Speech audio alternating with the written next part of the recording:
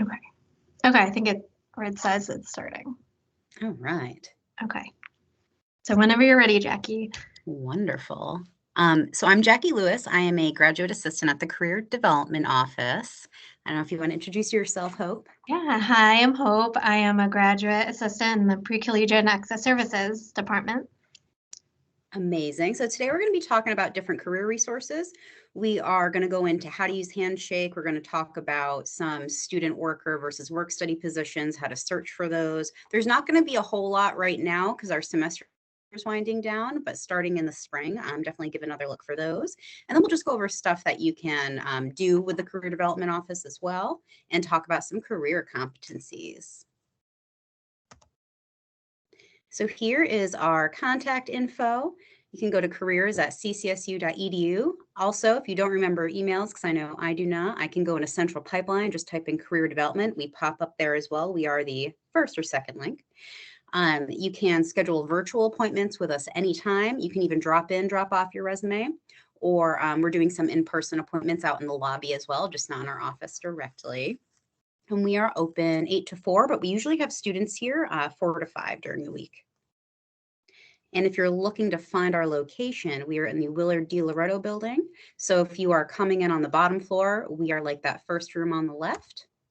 And otherwise, you're going to be coming in from, we're going to Dunkin' Donuts and coming down that stairway. So I guess I wanted to start off with just kind of a career development plan. So everyone might be in somewhat of a different place on this development plan. So as a graduate student, I kind of came in the middle. If you're a transfer student, you might come in the middle too. If you're starting off and it's your first year, you're usually going to start off at phase 1, where you're going to be exploring possibilities. You're figuring out, like, is this the right major for me? So this will lead to like the different career choices I want to do later on. We have the Office Explore Central right next to us as well. So you can take kind of that first semester, that first year, to really figure out what you want to do. So that way you don't feel like you're wasting time and money.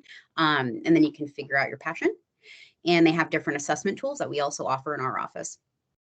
This first phase is also where you can start to get your resume kind of ready, at least get the bones of it. So if you're coming from high school, sometimes you'll have like something put together and you can just come to us and be like, hey, this is the stuff I have. Like, is this where, it's supposed to be? And we can help give you some templates that are writable to go on there to get you started. And then phase 2, move ahead. So this is where we really like students to get involved in campus or clubs and organizations. We try to think of like maybe a academic club and kind of a fun club to do one of each. Of course, that's going to depend on like the amount of time that you have, whether you work a part-time job or anything as well. Sometimes it might just be one club, but it's really great to get active on campus, not only to make friends and like networking connections, but also it helps to connect you with other students kind of going through similar interests and things that you're dealing with as well. And they might be going through similar processes as you, and you can help develop different communities, which is helpful. This is also a time where you might be doing a part-time job or volunteer or an earlier on internship role, maybe in the summer. A lot of students are coming in without a lot of work experience, so this can be a great time just to kind of see what you're going to be like in the work environment and get that professional personality ready. And usually that summer after sophomore or that summer after junior year, we really want to focus on students getting that internship opportunity, because that's that huge connection that's going to help you get that job after graduation, because you're getting that hands-on experience. I know me as an introverted person, it's helpful for me to do internships because I can really show my skill set when I'm working one-on-one or people are getting to know me over a period of time, versus, as great as they are, networking events are awesome too, like our career fairs, but sometimes it's another great way to make connections where you don't even realize you're networking when you're doing it. And then people can speak to how you are in the workforce and connect you to that job after graduation. So during that phase 3, we really want to focus on that. We want to focus on updating your resume with all the cool stuff you've been doing with clubs and organizations, volunteering. We want to try and do some of those networking events like our career fairs. We're going to have a list of the ones we have going on in the spring later in the presentation. And there's also things called co-ops that students can do too.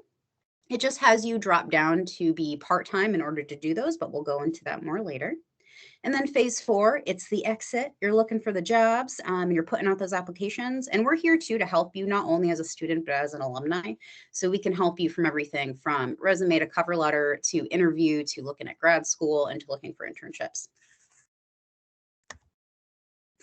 I wanted to take a moment to talk about career readiness competencies as well, because these are really important. And one of the worksheets that we sent out that you're welcome to print out to use at home, it's wonderful to help you think about where you are now with these competencies, because these are what you're going to use going into internships in the workforce later. And these are also things that you can use to talk about during interviews to tell your story. So there's critical thinking and problem solving, oral and written communication, teamwork and collaboration, digital technology. So, those Instagram, Facebook stuff, leadership, professionalism and work ethic, career management, and then global intercultural fluency. So in all those things, you can think about, okay, like, do I have any skills that relate to these yet? And if you don't, then you can see where the gaps are to be like, okay, maybe I do want to join that club and help with this fundraising event to do this thing to help fill in those gaps. Going into student worker positions, I know when I started here, I really didn't know all the terminology. So it was really helpful for me to be like, okay, what does this mean? So student worker positions is a program that's open to all students. It's funded by the departments at the school.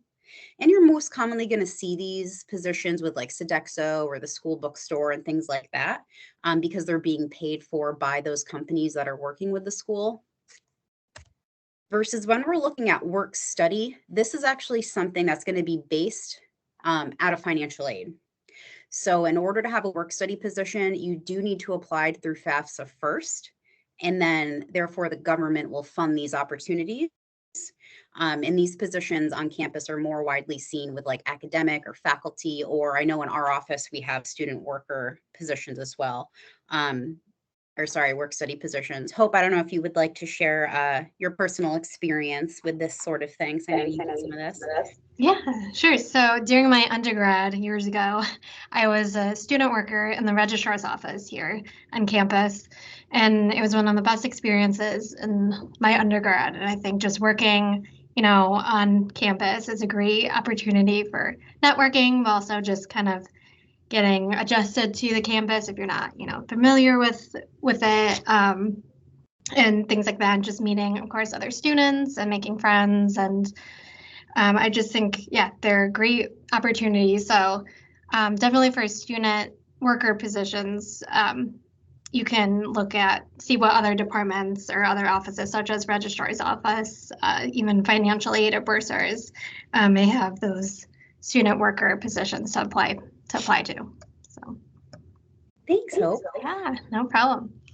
Something I like to make note of too. So with work study, I know that, in our department, sometime, everyone's struggling with funds and stuff. So that way it's easier for them to have work study positions because the government is paying for it, versus they have to have that extra money in their budget to hire student worker positions. So sometimes you'll see that one will be listed over the other in Handshake, which we'll go into a little bit later about how to search for those.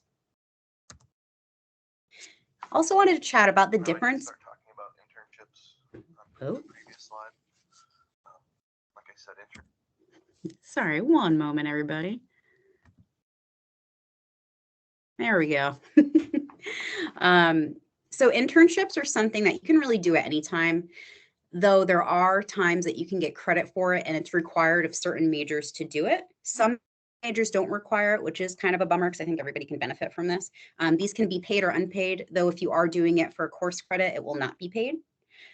So if you are going to be doing one of these and it is for credit, you have to go see your academic advisor. Versus a co-op is something that's usually a 6-month block. Sometimes I've seen them done as 3 as well, but I think on our campus, we usually do 6 months. These are paid opportunities. You drop down to do 6 credits, so you're part-time, but you basically work full-time for that whole part of the experience. Usually 75% of the time, this helps link students to jobs after graduation because you're just with them all that time and they see your work ethic. And sometimes it might even get you a job at the competitor too. So here are some pictures on the side of students that did co-ops at ESPN and Pratt & Whitney.